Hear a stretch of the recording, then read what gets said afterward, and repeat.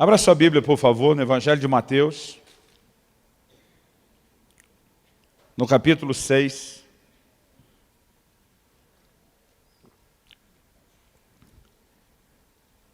E nós vamos ler dos versículos 16 até o 18.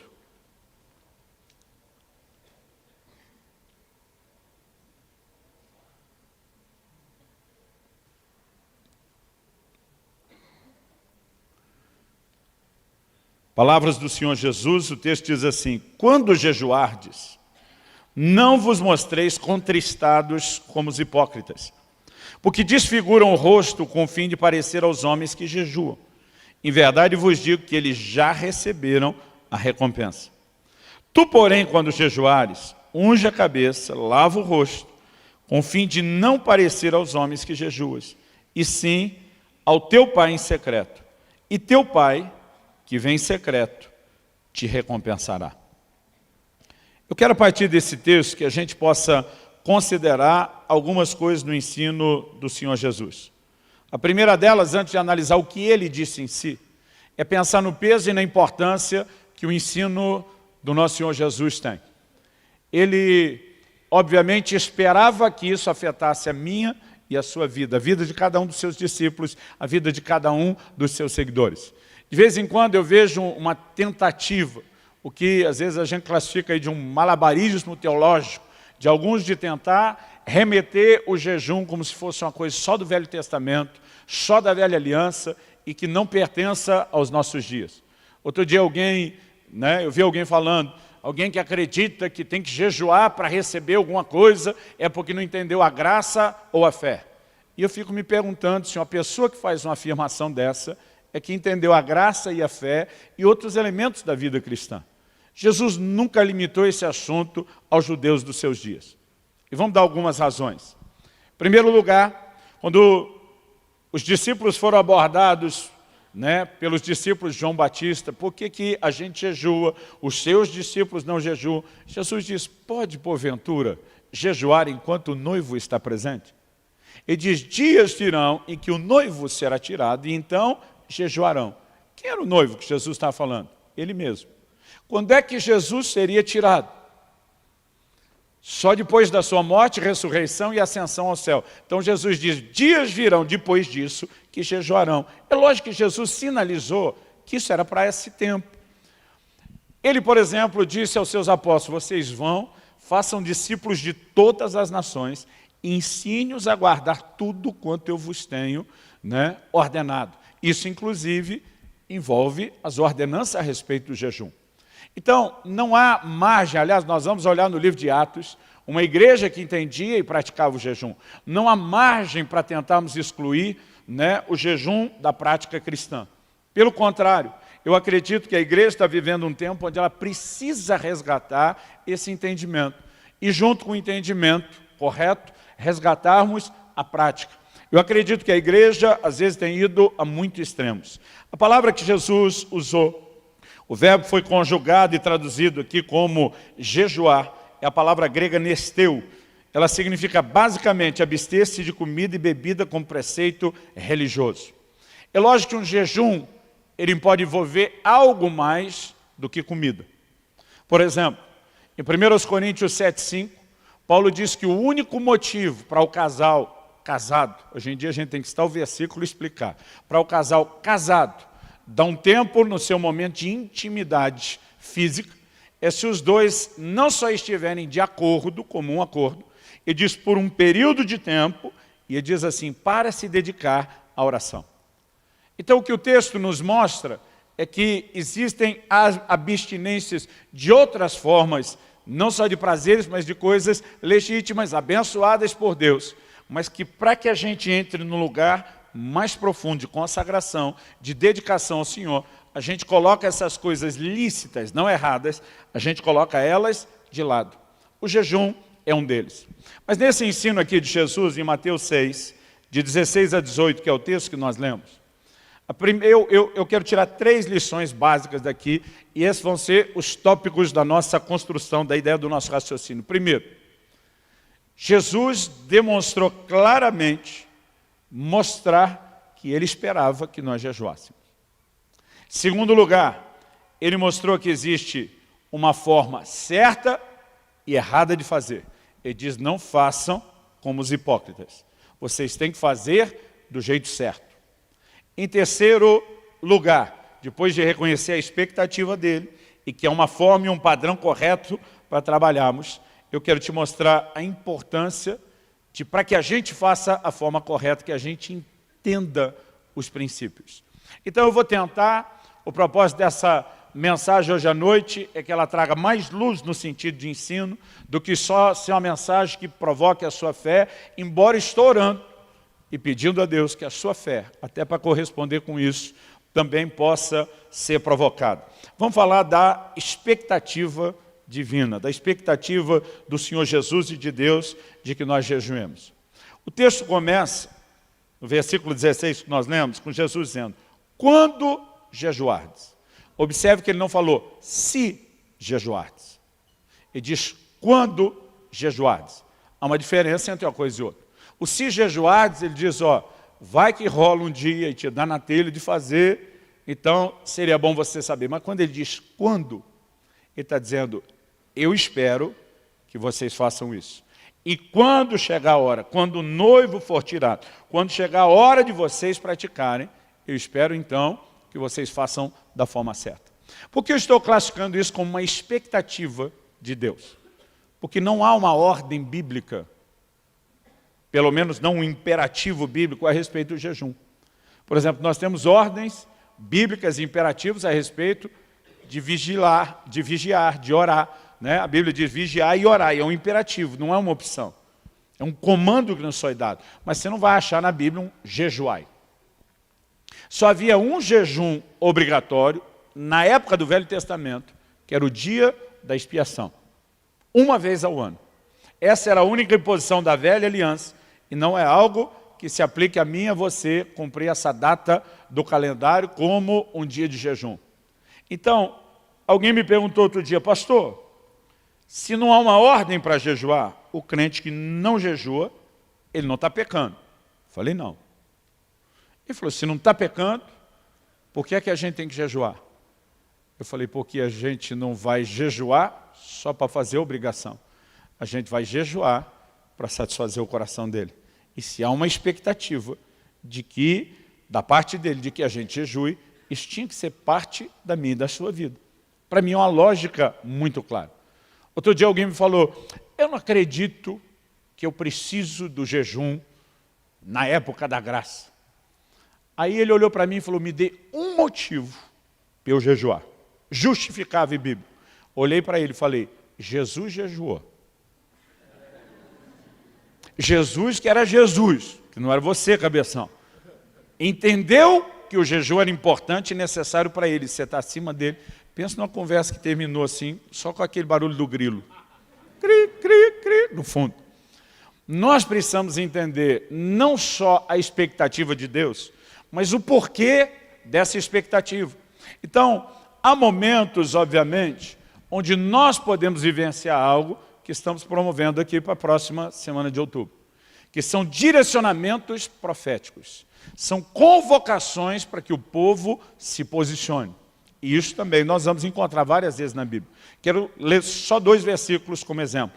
Joel, capítulo 1, versículo 14. Eu vou citar muita coisa, então se você quiser ir anotando, né, porque não vai dar tempo da gente abrir texto por texto. Joel, capítulo 1, verso 14.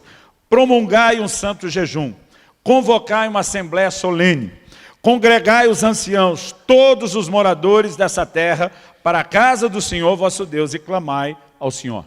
Obviamente, o jejum sempre está associado ao contexto da oração. Joel capítulo 2, versículo 15. Tocai a trombeta em Sião, promulgai um santo jejum, proclamai uma assembléia solene. Então, embora não haja um imperativo, muitas vezes Deus levantava os seus profetas para convocar o povo, dizendo, agora é a hora, agora eu quero que vocês façam, agora o momento urge. Esse é uma hora de dar atenção ao assunto. Então, mesmo não havendo uma ordenança bíblica a respeito de quando, como você faz, nós precisamos ter a sensibilidade de momentos onde o Senhor quer nos dirigir a isso. Então isso também reflete a expectativa dele. O próprio fato de Jesus tanto ter praticado o jejum, como eu falei, como ter ensinado acerca dele, fortalece isso. Mas se nós começarmos a entender o jejum, não só como uma forma de petição, mas como parte da nossa devoção a Deus, talvez isso nos ajude a pensar a coisa de uma forma um pouquinho mais abrangente. Lucas capítulo 2, versos 36 e 37. A Bíblia fala de uma profetisa chamada Ana. A Bíblia diz assim: havia uma profetisa chamada Ana, filha de Fanuel, da tribo de Aser, avançada em dias, que vivera com seu marido 7 anos desde que se casara e que era viúva de 84 anos. Esta não deixava o templo, mas adorava noite e dia em jejuns e orações. Olha que interessante a frase. Adorava noite e dias, com jejuns e oração. O jejum aqui não entra só como parte de uma ferramenta para turbinar os resultados da oração, mas como algo importante na nossa devoção, na nossa adoração, ou no que a gente pode chamar do ministério ao Senhor. Atos capítulo 13, versículos 1 e 2. A Bíblia diz assim: havia na igreja de Antioquia profetas e mestres, Barnabé, Simeão por sobrenome Níger, Lúcio de Cirene, Manaém, Colasso de Herodes, o tetrarca, e Saulo. Servindo eles ao Senhor, essa palavra servindo significa ministrando ao Senhor, e jejuando, disse o Espírito Santo: separai-me agora, Barnabé e Saulo, para a obra a que os tenho chamado. A Bíblia fala de um ambiente onde eles estão ministrando ao Senhor. A Bíblia não fala de uma necessidade especial.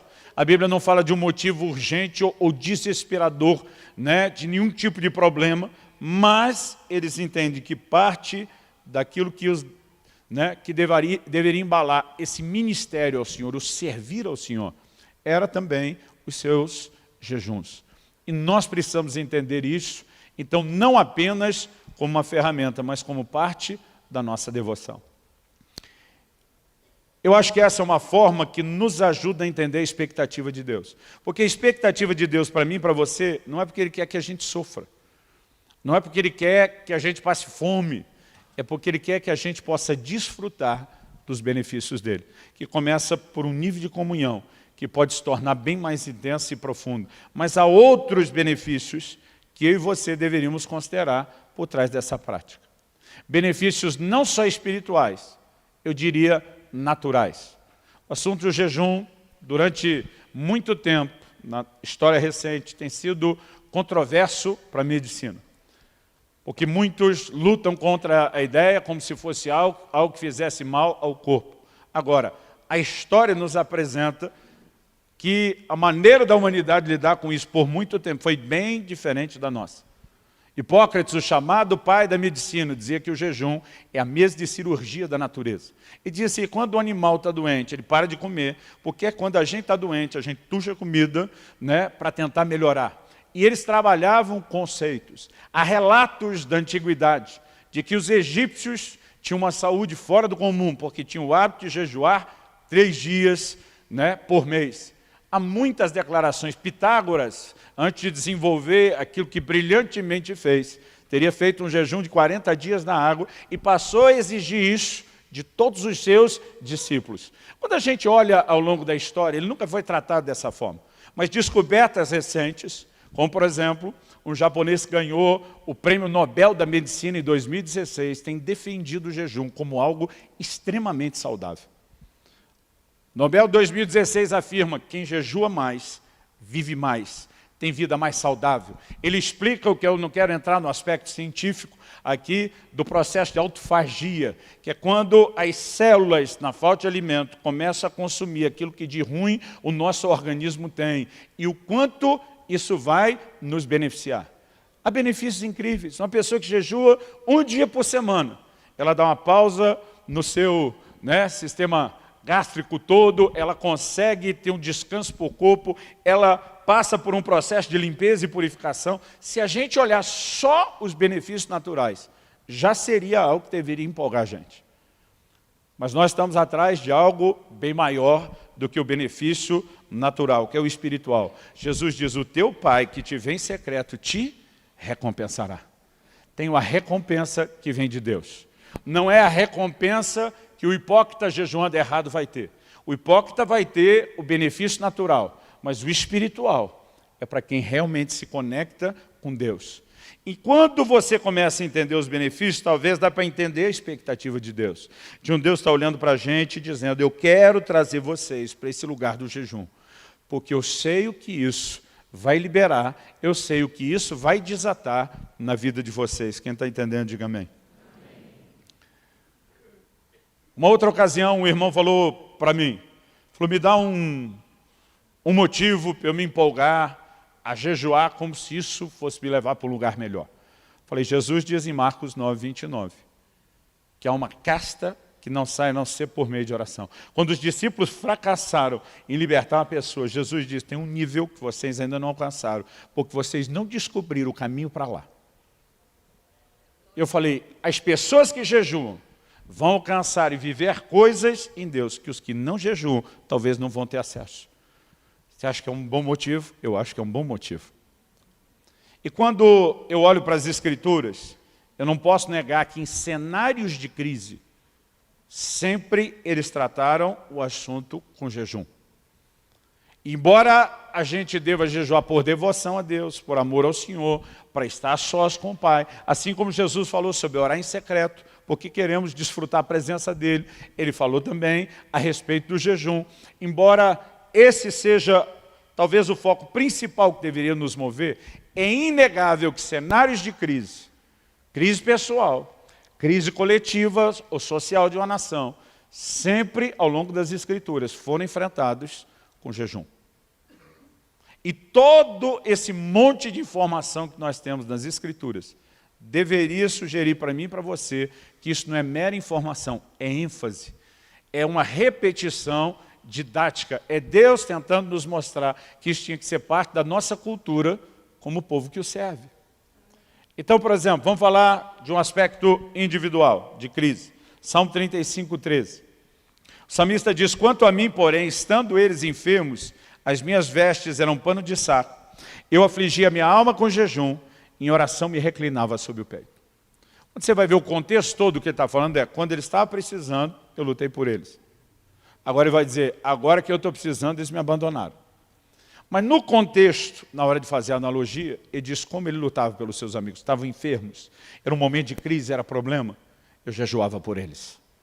Isso mostra uma mentalidade com a qual eles viviam enfrentando as crises. Agora, em cenários, né, que nós poderíamos dizer de uma crise coletiva para todo mundo, isso se manifestava ainda mais.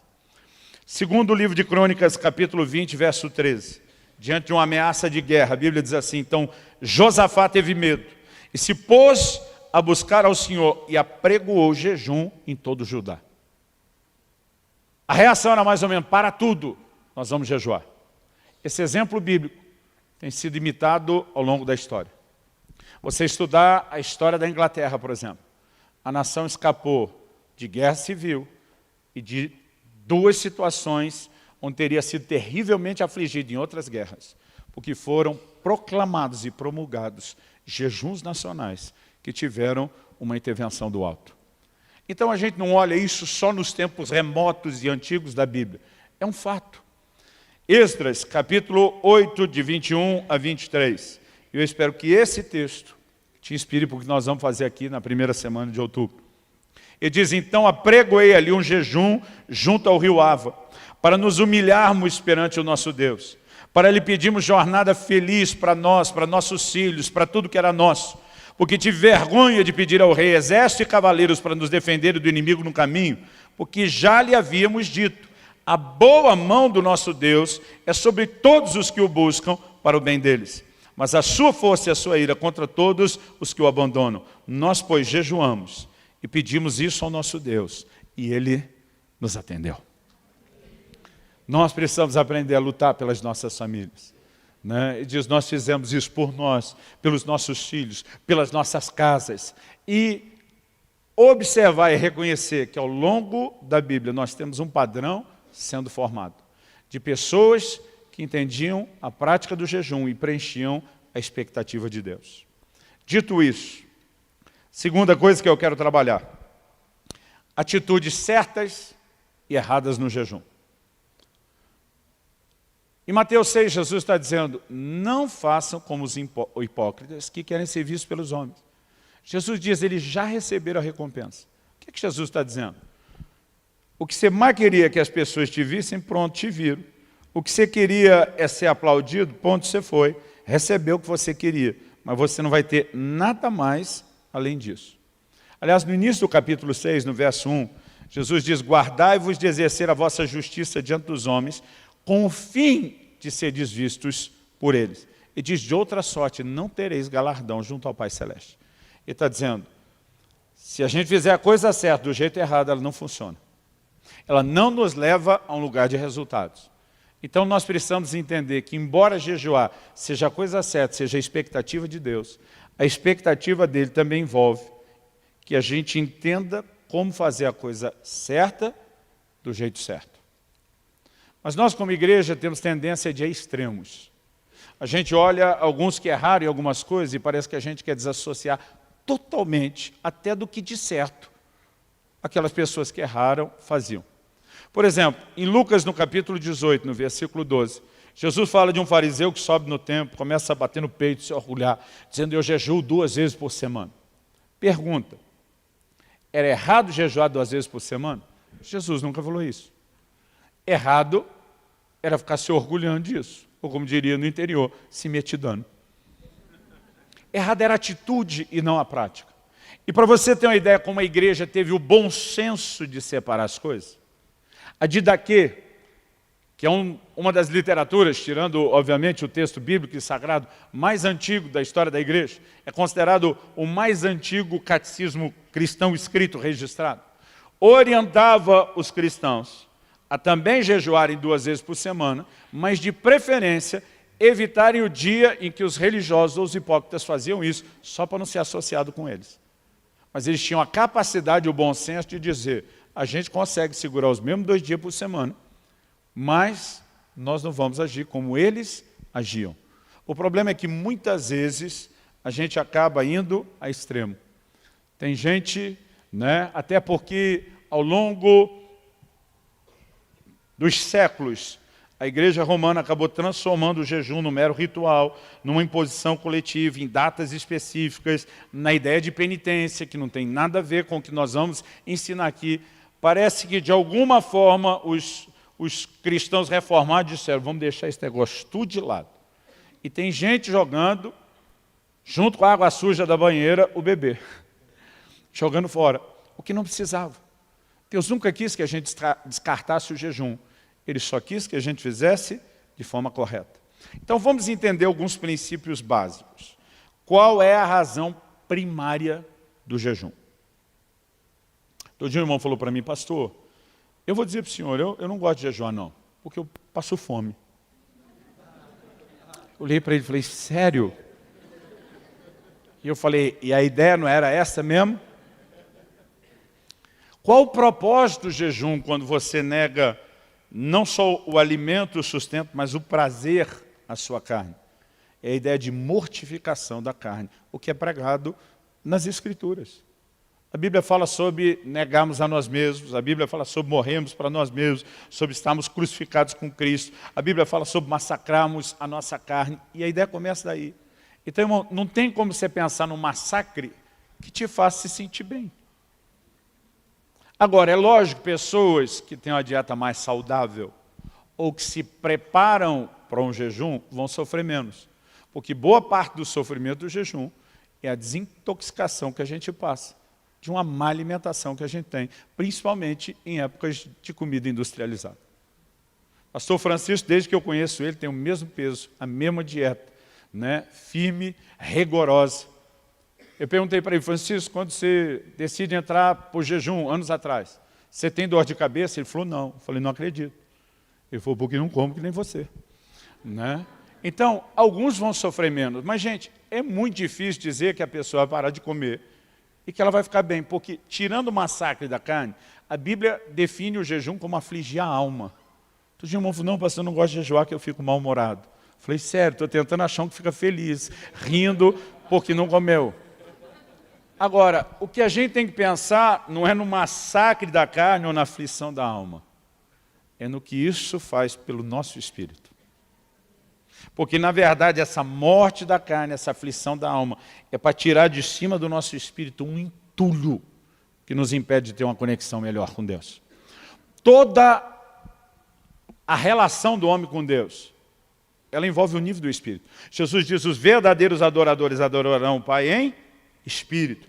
Paulo diz em 1 Coríntios 6, aquele que se une ao Senhor é um só espírito com Ele. Todo relacionamento é no nível do espírito.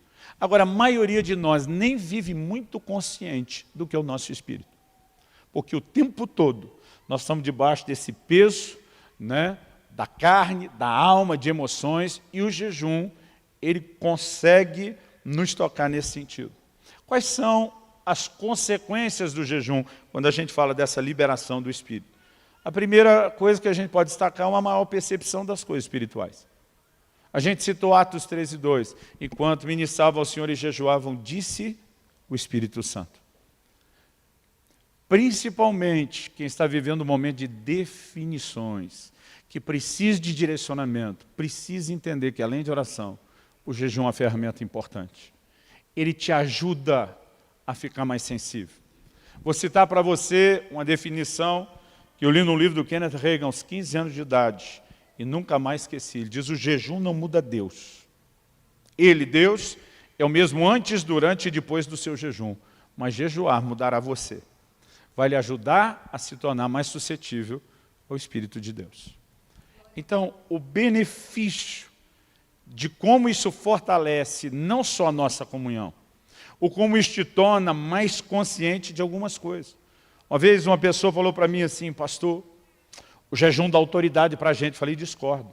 Jesus deu autoridade para a gente no nome dele. Isso não tem nada a ver com o jejum. Ah, mas Jesus falou que tem uma casta que não sai a não ser com jejum. Falei, porque o jejum te torna mais consciente da autoridade que você tem para usá-lo. Mas ele não aumenta a sua autoridade.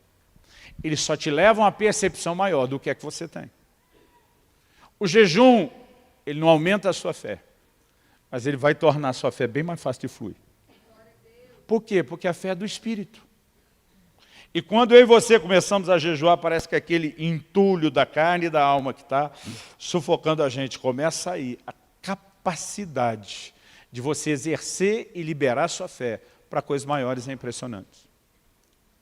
Eu não estou citando isso em pé de comparação com as Escrituras, mas só a nível histórico, para você entender. A Didaquê, aquele documento que eu mencionei, instruía que o novo convertido que fosse batizado deveria jejuar pelo menos 2 dias antes do batismo. Você olha o livro de Atos, na hora de ordenar e estabelecer ministros, jejum. O tempo todo eles tinham a prática de jejum. Mas a gente olha para a vida dos crentes da atualidade e raramente alguém jejua, a não ser numa situação de muito desespero. E nós precisamos resgatar isso. Jesus, quando falou dos discípulos que não puderam expulsar aquele demônio, primeiro desabafo dele, falou, ô geração incrédula, até quando vos sofrerei? Então, o primeiro desabafo de Jesus mostra que o problema era o quê? Incredulidade, falta de fé. Mas depois ele diz, mas essa casta não sai a não ser por jejum. Às vezes eu lia e dizia, Jesus, se decide. O problema é incredulidade ou falta de jejum? O que resolve é a fé ou é o jejum? É que, na verdade, os dois se mesclam. O jejum tem o poder de tirar aquele entulho do seu espírito que está impedindo a sua fé de se manifestar. Então você se torna consciente, não só da sua autoridade, mas você entra num lugar de ter a capacidade de fluir melhor no exercício da sua fé. Quem está entendendo, diga bem. O jejum não tem nada a ver com mérito. Às vezes eu vejo pregadores dizendo que tem que pagar o preço. Eu entendo que parte do que está dizendo é verdadeiro. E parte disso é difícil a gente tratar de forma absoluta. Por quê? No reino espiritual, a gente não recebe as coisas porque fez por merecer. A gente recebe quando entende a maneira de, pela fé, nos apropriar daquilo que é da graça. E o jejum vai nos ajudar a exercer a fé. Mas, do outro lado da balança, tem os dois lados da moeda. Eu não gosto de tentar transmitir tudo única e exclusivamente como se fosse responsabilidade da fé. Porque a Bíblia mostra coisas que eu e você vamos alcançar e não vamos alcançar só com fé. Por exemplo, a Bíblia diz que nós temos que nos tornar imitadores daqueles que pela fé e perseverança herdam as promessas. Você não vai herdar a promessa só com fé. Algumas coisas envolvem, e perseverança aqui fala da sua dedicação. Nós precisamos entender o que é a nossa doação, como uma expressão e não uma substituição da nossa fé. Se são aquelas obras que Tiago falou que expressam a fé que nós já temos, ótimo. E precisamos entender o quê? Lei de semeadura e ceifa. Quem planta, colhe. Paulo escreveu e diz que o que semeia pouco vai colher o quê? Pouco. Mas o que semeia muito vai colher muito. Quem decide o tamanho da sua colheita? Não é Deus que forma sozinho, e nem só a sua fé. É a sua decisão do quanto plantar. E algumas coisas que são nossa responsabilidade que a gente não pode submeter. Eu creio que esse lugar do jejum não substitui a fé, mas ele se associa à fé dizendo, eu vou plantar, pagar o preço no sentido da perseverança, da doação, da entrega e não da substituição da fé, ok, dá para a gente entender. O que a gente não pode é tentar imaginar a perspectiva de médio. Outra coisa que o jejum não é, ele não é mágico, ele não é uma varinha de condão. Todo dia um irmão falou para mim, eu creio no poder do jejum e da oração. Eu falei, eu não. Ele, que isso, pastor? O senhor mesmo que me instigou, me inspirou a jejuar? Falei, isso não significa que eu creio no poder do jejum. Que ele ficou me olhando e falou, mas se você não crê no poder do jejum, o que você faz? Eu falei, o problema é que você está fazendo do jejum a fonte que resolve os seus problemas, ele não é. Falei, deixa eu te explicar uma coisa. Um dia desse precisei de ajuda médica. Estava em viagem, liguei para o médico à distância, descrevi o meu quadro, o que eu estava passando, ele com todo o conhecimento que tem, me prescreveu exatamente desde o que eu deveria medicar e o que eu deveria fazer. Eu dei atenção ao que ele fez e o negócio resolveu rapidinho. Agora, por causa disso, eu vou sair falando do poder do telefone ou do telefonema? Foi o telefone que resolveu o meu problema? Não foi. O telefone era a minha conexão com quem tinha o que eu precisava para resolver o meu problema. Dá para entender a diferença? O jejum, irmão, é o telefonema, a oração é o telefonema. O poder não é do jejum, da oração. O poder é de Deus. E se nós não conectarmos com Deus, o jejum pode ser só greve de fome. Porque tem gente jejuando sem ter resultado. Se o poder fosse do jejum, qualquer jejum daria resultado. E deixa eu te mostrar isso na Bíblia, Isaías 58. Se você for rápido de endereço, corre comigo lá, que vale a pena a gente ler junto. Isaías capítulo 58. A partir do versículo 3. A nação está perguntando, por que jejuamos nós e tu não atentas para isso? Então tem jejum que Deus não presta atenção, de acordo com o texto, sim. Porque afligimos a nossa alma e tu não levas em conta. Tem jejum que Deus não leva em conta, de acordo com o texto, sim. Eis que no dia em que jejuais, cuidais dos vossos próprios interesses, exigi que se faça todo o vosso trabalho, eis que jejuais para contendas e rixas, para feridos com punho iníquo, jejuando assim como hoje, não se fará ouvir a vossa voz no alto. Tem jejum que não leva a lugar nenhum. Espiritualmente falando, pelo menos não. Então o poder não é do jejum. Mas se nós permitirmos que ele seja a conexão com a nossa fonte, isso vai fazer toda a diferença. Quem está entendendo? Agora, nos versículos 6 em diante, o Senhor diz, porventura não é esse o jejum que escolhi, que solte as ligaduras da impiedade, que desfaça as ataduras da servidão, deixes livres os oprimidos, despedace todo o jugo. Porventura não é também que repartas o teu pão com o faminto, e recolhas em casa os pobres, desabrigados, e se vires o nu, cubras, e não te esconda do teu semelhante? E então, a partir disso, a atitude correta, então romperá a tua luz como a alva, a tua cura brotará sem detença, a tua justiça irá diante de ti, e a glória do Senhor será a tua retaguarda. Então clamarás, e o Senhor te responderá, gritarás por socorro, e Ele te dirá, eis-me aqui. Então, se nós entendemos uma forma correta e levarmos isso, nos conectar com Ele, é inevitável que nós vamos ter respostas. É inevitável que nós vamos viver intervenções da parte de Deus. Quem está entendendo, diga amém. Eu falei que nós precisamos ser sensíveis a momentos que Deus nos dirige. Quando Kelly estava grávida do Israel, nosso primogênito, e foi chegando a hora do parto, um dia eu estava orando, o Espírito Santo disse, jejua. Porque você vai travar uma grande batalha na hora do parto. Ou seja, ele sabe que vai ter a batalha. Se ele já está sinalizando que ele quer que eu vença a batalha, ele não podia fazer isso sozinho? Ele tinha que me mandar jejuar. Porque ele quer que a gente coopere com ele.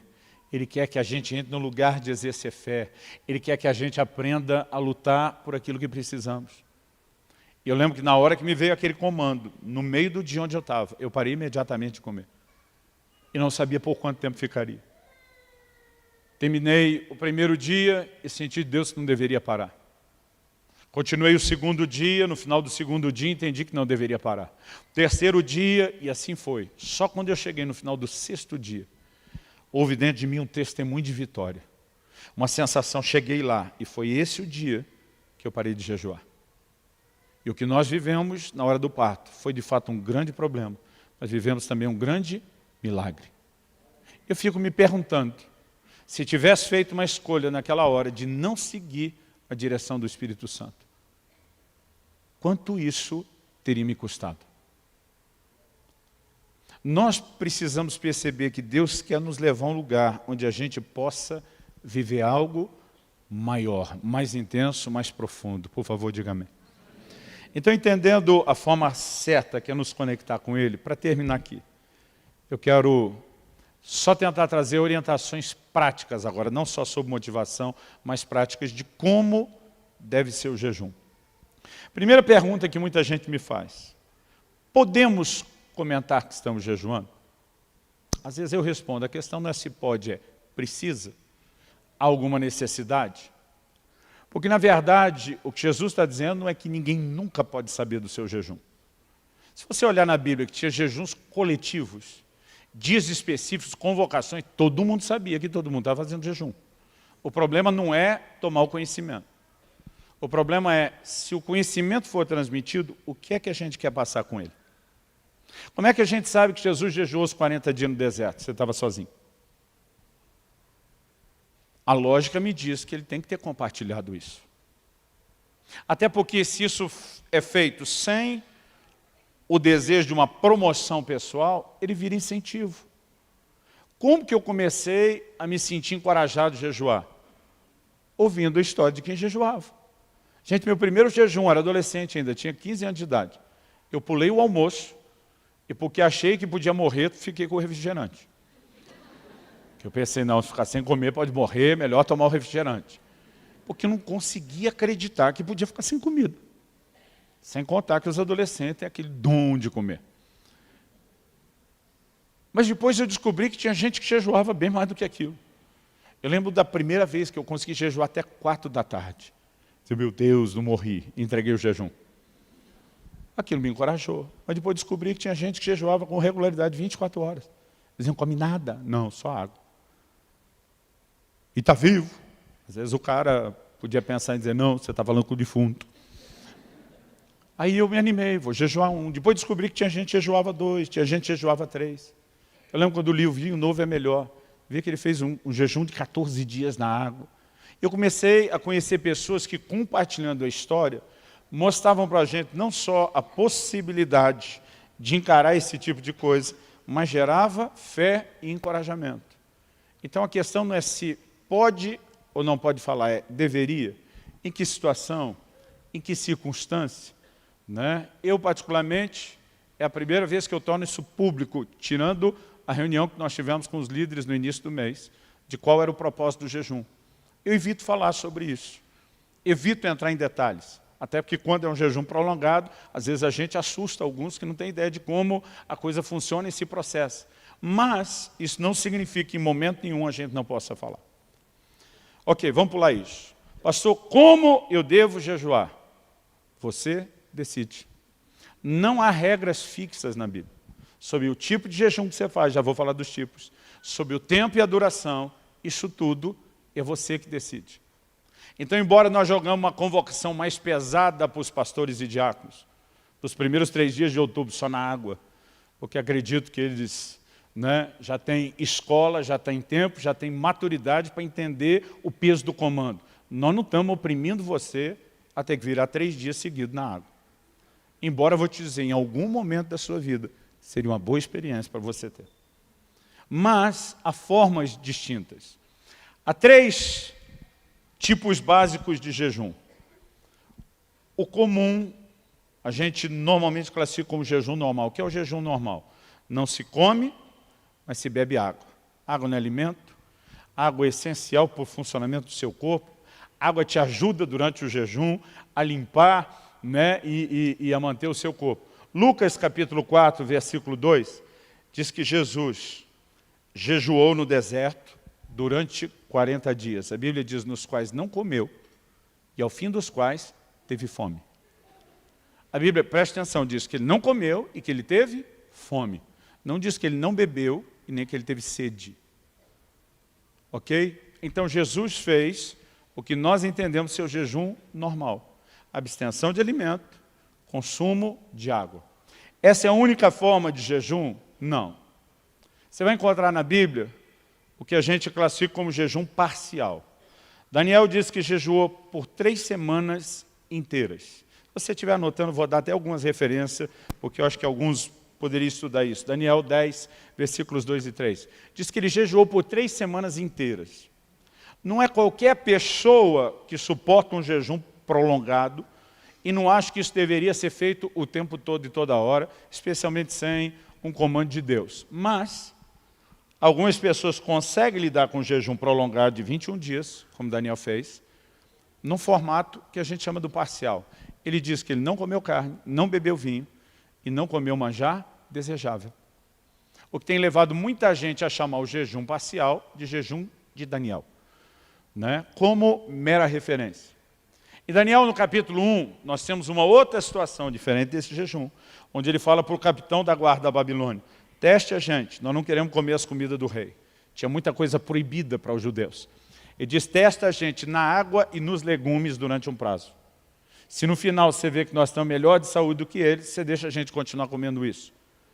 Então alguns associam uma coisa com a outra e dizem: bom, então normalmente quando tirava carne, manjar, desejava essas coisas, ficava só na água e legumes. É uma inferência. Não dá para bater o martelo e dizer só isso.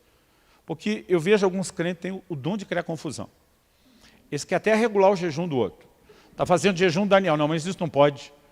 Irmão, você decide o que pode.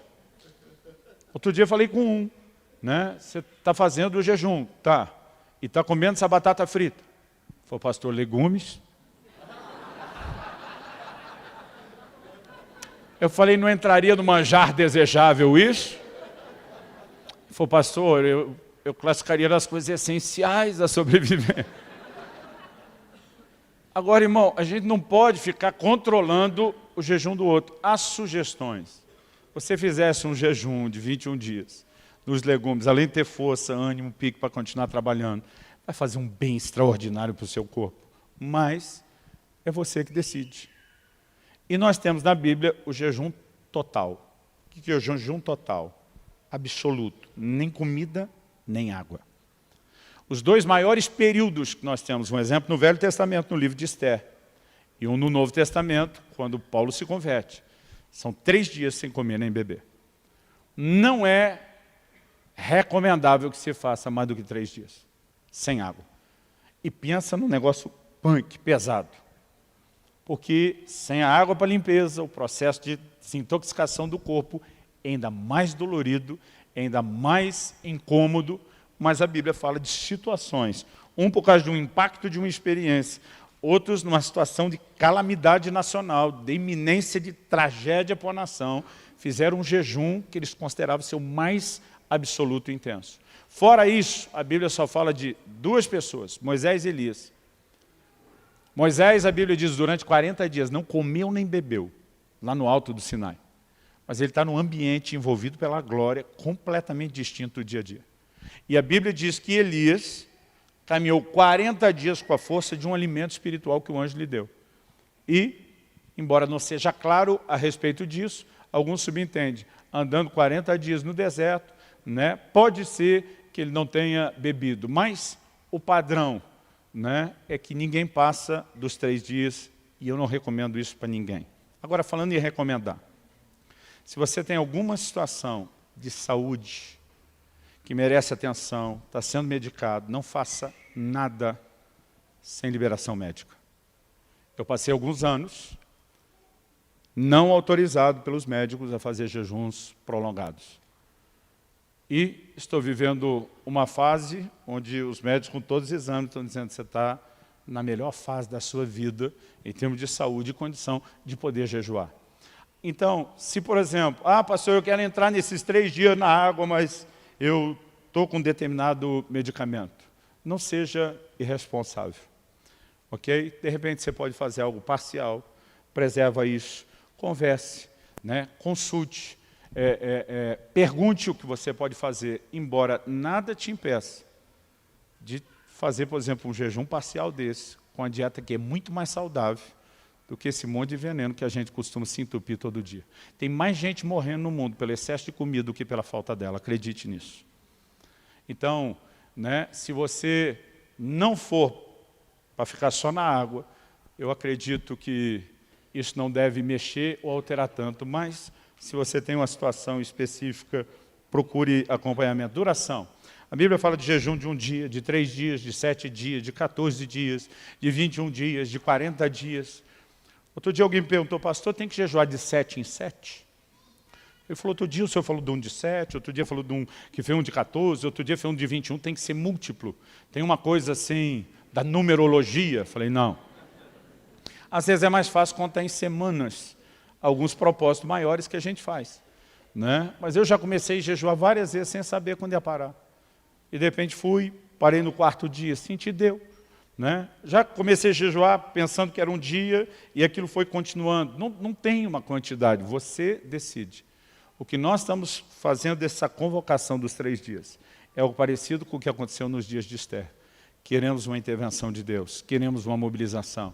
Você não pode fazer só na água, faça parcial. Pastor, não dá para mim fazer os 3 dias. Ok, não espera chegar outubro. Tenta dar pelo menos esses 3 dias antes. De repente você faz um jejum de 24 horas, encerra à noite, no outro dia faz de novo, encerra à noite. Agora, tudo depende do seu tipo de trabalho, né? Se você tem um trabalho braçal que exige de você energia, talvez seja melhor antecipar o jejum para o fim de semana, em vez de deixar para a segunda, terça e quarta. Mas a decisão é sua. Agora, nós precisamos entender que, de uma forma geral, eu não perguntaria por que praticar o jejum, por que jejuar. Eu faria a pergunta inversa, por que não praticar, depois de tudo que você ouviu? Por que deixá-lo de fora da prática da nossa vida? E quando a gente vai fazendo, nós vamos descobrindo aos poucos. Eu fui descobrindo alguns limites do meu corpo, eu fui descobrindo... E, gente, eu posso contar aqui... Outro dia, quando eu preguei a mensagem do Até que Nada Mais Importa, que eu falei daqueles 21 dias na água, alguém falou, pastor, eu queria ser que nem o senhor, eu começo a jejuar, não aguento, eu desisto.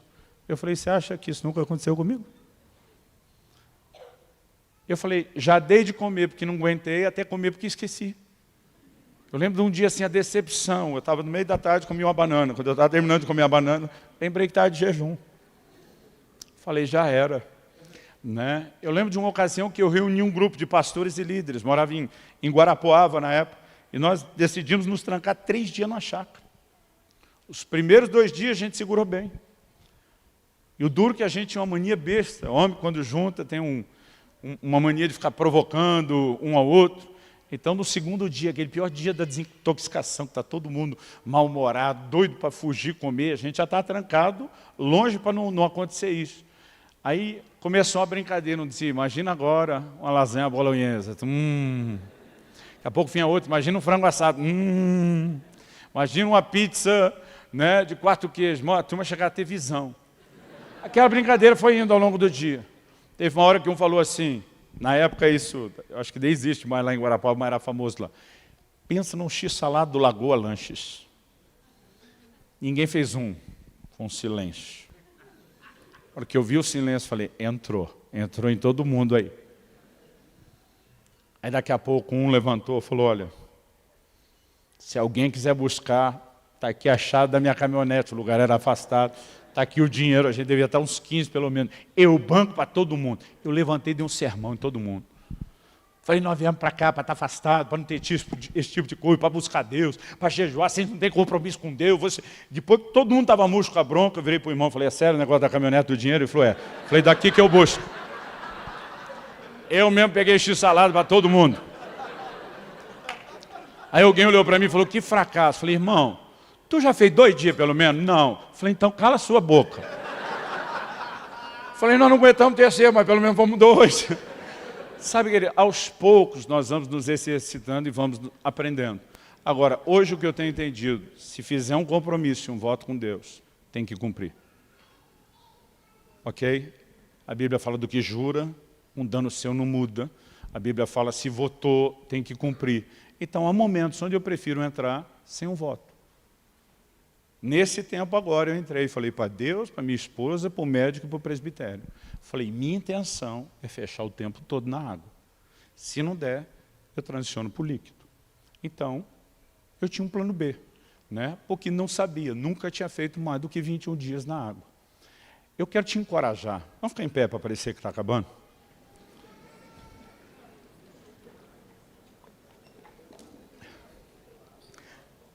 Se você nunca fez, não começa a tentar virar o campeão do jejum da noite para o dia. Comece a exercitar. Comece a incluir isso nas suas práticas, né? Começa com algo menor. Comece com jejum parcial. Mas eu gostaria que você entendesse o peso e a importância dessa convocação.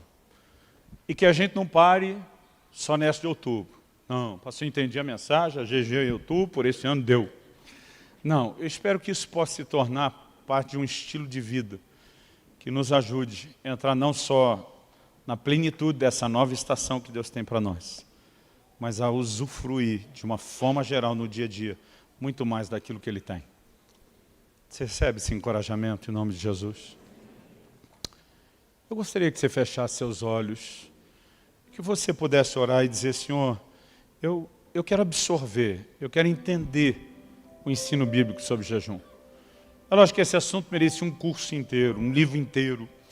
A gente está tentando de forma resumida, breve, te dar o básico. Mas eu não consigo imaginar como a gente aceita a ideia de uma vida cristã que não tenha as marcas do jejum.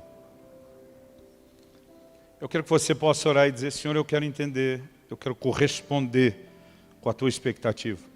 A expectativa dele não é porque ele quer oprimir você. Ele quer que você viva os benefícios.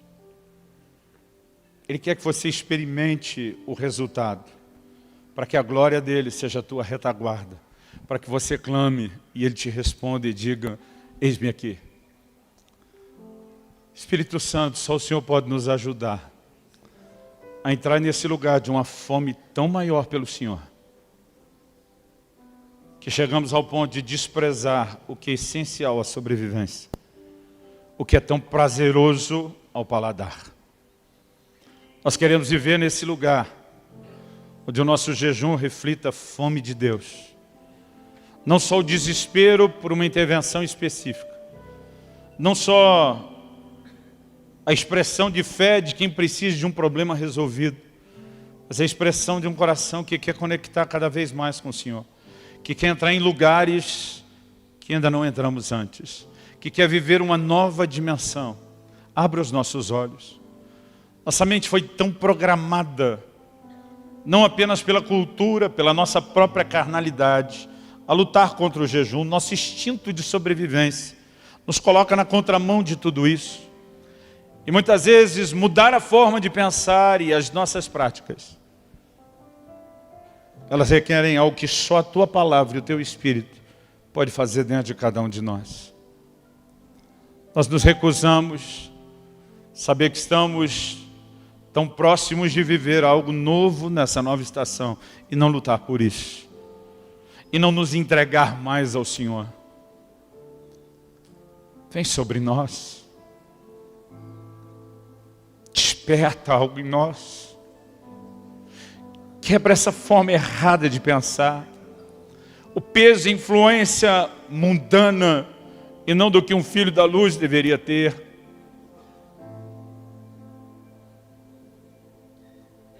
E ajuda-nos a entender por trás disso não o peso de um Deus que quer nos oprimir, mas o convite insistente e amoroso de alguém que quer nos romper,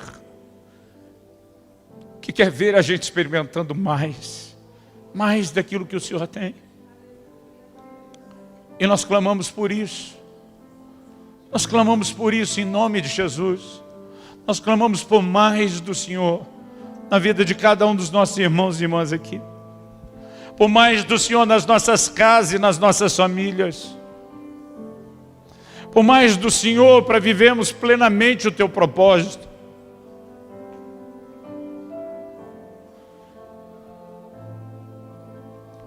Que venham dias de se trazer o céu à terra. Nós clamamos em nome de Jesus.